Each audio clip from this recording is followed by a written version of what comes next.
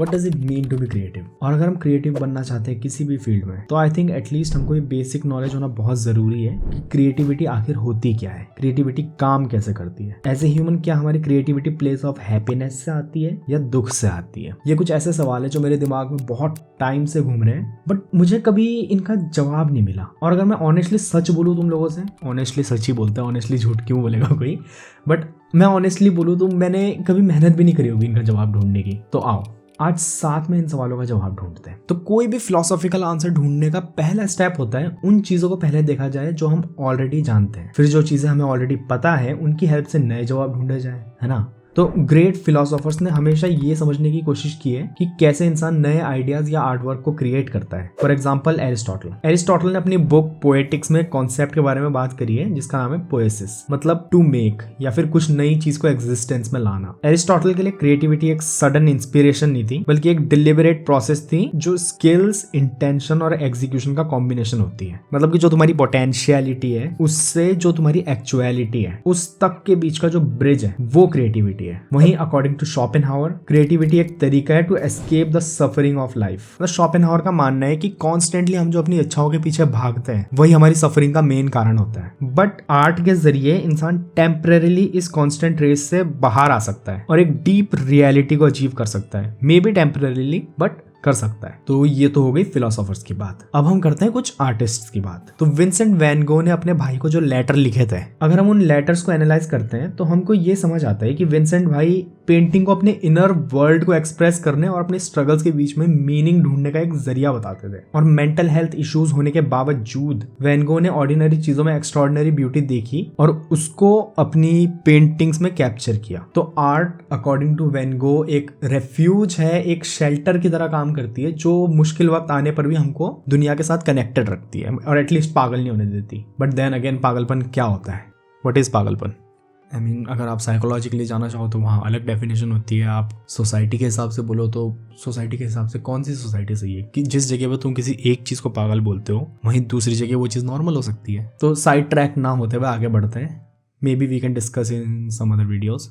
वहीं according to Picasso, every act of creation is first an act of destruction. मतलब Picasso का मानना है कि क्रिएटिविटी के लिए पुराने तरीकों को तोड़ना और अपने आप को बार बार री इन्वेंट करना बहुत जरूरी है। यानी पिकासो हमें यह बताता है कि असली क्रिएटिविटी तभी आती है जब हम कंफर्ट जोन को तोड़ते हैं और नए आइडियाज को एक्सप्लोर करना शुरू करते हैं। इसलिए मैं अचानक से किसी भी अजीब टॉपिक पे वीडियो बना देता हूँ। खैर आगे बढ़ते हैं। तो अब ये सब जानने के बाद समय आता है कि हम अपने कुछ सवालों के जवाब दें या फिर अपने सवाल बनाएं एंड देन उनके जवाब दें। क्योंकि अगर जो बात ऑलरेडी कोई बोल के जा चुका है मैं उन्हीं चीज को वापस रिगर्जिटेट कर दूं, regurgitate, तो there is no creativity in that, है ना। और हम क्रिएटिविटी के ऊपर वीडियो बना रहे हैं और उसमें भी मैं क्रिएटिविटी ना डालूं तो फिर क्या ही बात है। तो मेरा पहला सवाल है, is creativity a response to suffering और जॉय? तो मेरा मानना है कि क्रिएटिविटी मोहताज नहीं होती इन दोनों चीजों की। क्रिएटिविटी हमारे अंदर से आती है, लेकिन उस टाइम आप कैसा फील कर रहे हो वो आपकी आर्ट फॉर्म पे रिफ्लेक्ट होगा। बट मैं जो पर्सनली बिलीव करता हूँ वो ये है कि जो खुशियां होती है वो यूनिवर्सल नहीं होती। मतलब जो चीज तुमको खुश करती है जरूरी नहीं है कि वही बात मुझे भी एक्साइट करे। बट जो सफरिंग होती है, दुख, दर्द, स्ट्रगल, पेन, ये यूनिवर्सल होता है और दुनिया का हर इंसान तुम्हारी सफरिंग के साथ एम्पैथाइज कर सकता है। इसलिए जो आर्टवर्क सफरिंग से जन्म लेता है वो यूनिवर्सली ज्यादा लोगों के साथ रेजोनेट करता है एज कम्पेयर टू जो आर्टवर्क हैप्पीनेस से निकले। तो अब बेस्ड ऑन दिस आंसर मेरे दिमाग में एक और सवाल उठता है। तो लेट्स क्रिएट अ सिनेरियो। ठीक है,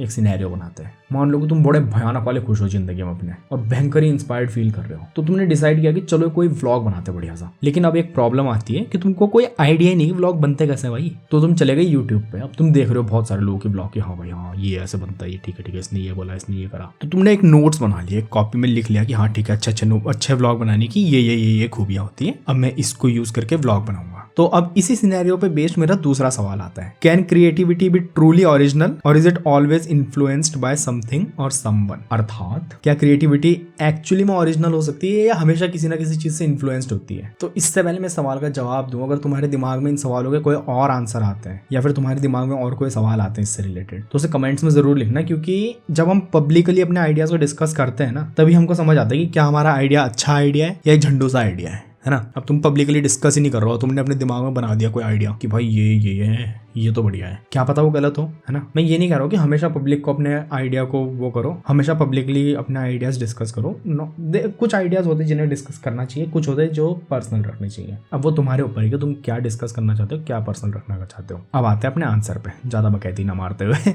तो जब हम क्रिएटिविटी वर्ड सुनते हैं तो हमारे दिमाग में आता है कि कुछ नया करें, कुछ ऐसा करें जो आज तक किसी ने भी नहीं किया। बट इन रियलिटी मोस्टली चीजें जो तुम देखते हो ना, चाहे वो मूवीज हो या बुक हो या ड्राइंग हो या फिर कोई यूट्यूब वीडियो ही क्यों ना हो, कहीं ना कहीं से इंस्पायर्ड ही होती हैं। बट किसी चीज को इंस्पिरेशन की तरह यूज करना और उसे कंप्लीटली कॉपी पेस्ट करना, इन दोनों चीजों के बीच में जो गैप होता है वो मेरे हिसाब से क्रिएटिविटी होती है। अब तुम किसी चीज से कितना इंस्पायर्ड हुए हो और उस इंस्पिरेशन को लेकर तुम क्या बनाते हो, और उन दो चीजों के बीच का जो गैप तुमने बनाया है अपने दिमाग से, I think that's the true definition of creativity. So I think कि मेरे दिमाग में जो सवाल आए थे उनके जवाब मैंने कुछ हद तक ढूंढ लिए। अगर तुम्हारे मन में कोई सवाल आता है या तुम किसी और तरीके से परसीव करते हो इस टॉपिक को, तो let me know in the comments. और अगर तुम फिलोसफी पढ़ते हो और एंजॉय करते हो तो लेट मी नो कि तुम्हारा फेवरेट फिलोसोफर कौन है, and suggest me some books, क्योंकि मैं इस साल ज्यादा से ज्यादा बुक्स पढ़ने की सोच रहा हूँ। अभी तो साल शुरू ही हुआ है। और अगर तुम नहीं पढ़ते बुक्स वगैरह तो आई थिंक तुमको पढ़ने चाहिए, भले 10 पेज पढ़ो या